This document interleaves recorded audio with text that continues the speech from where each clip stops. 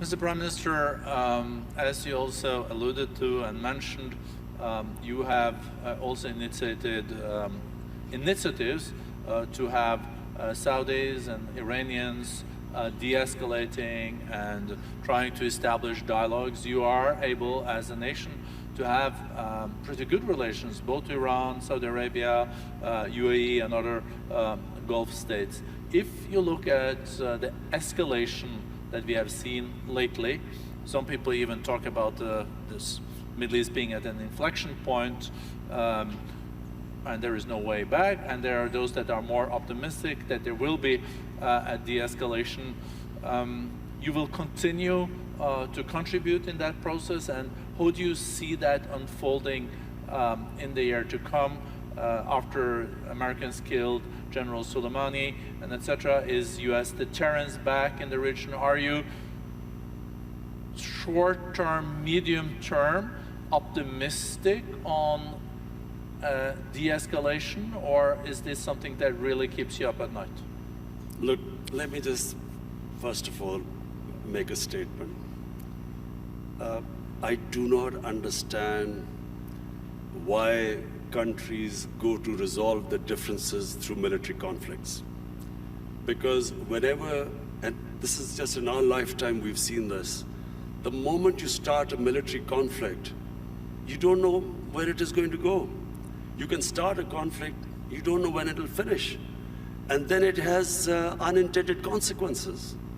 So we have seen in front of our eyes Pakistan joining the US war on terror, and I was the one who was objecting to it. I was openly against it, and I thought Pakistan should have stayed neutral. It should not have become partisan, because Pakistan had nothing to do with 9/11. There were no Pakistanis involved. Al-Qaeda was in Afghanistan. And I remember then President Musharraf telling us, it's only a matter of a few weeks. So 70,000 people dead later, 10 years later, over $100 billion lost to the economy later, you know, finally we realized we had made a mistake. And the US and Afghanistan, I mean, 18, 19 years of this war and what, $1 trillion down the drain. So I do not think this is a way to resolve issues. And the worst thing that could happen is if there's a conflict between Iran and the US and its allies, it'll be a disaster. It'll be a disaster for us, Pakistan, it'll be a disaster. It'll be a disaster for the developing world because the oil prices will shoot up. Already we're trying to barely manage our budgets and our current account situation. Suddenly everything will be offset. It'll cause poverty in the world. And God knows how long it will go on. So, you know, we in Pakistan pray that this does not happen. We have tried our best. We've already talked to Saudi Arabia, Iran, the United States. I spoke to President Trump yesterday, and I told him that this would be a disaster for us if this war starts. Did he agree? He didn't say anything. You can share with us. It stay in this room. No, I'm serious. He didn't say anything. But I think I think he understood, because this would be, in my opinion, it'll be insanity, because just Afghanistan is still not resolved, and you know, Iran would even be a bigger problem. Mr. Prime Minister, you also underlined, coming back to the more domestic opportunities and challenges in your country, this accelerator that we have agreed on skills and upskilling and reskilling between the World Economic Forum and Pakistan. I think there is a huge potential. I think the youth bulge, the youth of Pakistan is a huge opportunity.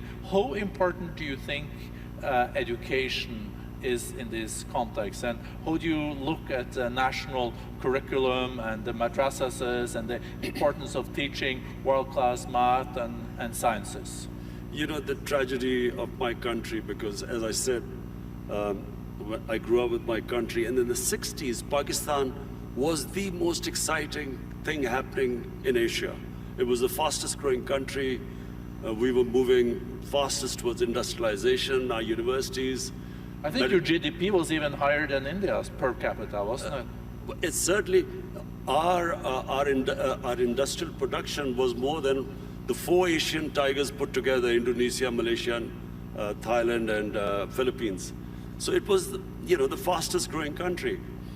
And we lost our way. One was ill-conceived nationalization, which stunted this industrial growth. We could have, done what China did. They created wealth, and then they used the wealth to lift the bottom tier of the population. But just because the rich got richer, it didn't mean that we should have stopped, this industrialization by nationalization. We should have just had a more equitable growth. But that was one where we went wrong. And secondly, we just did not pay enough attention to our education system. So we developed this 3-tier education system: English medium for an elite, then there was Urdu medium, which was for the masses, and then there was Dini madrasas.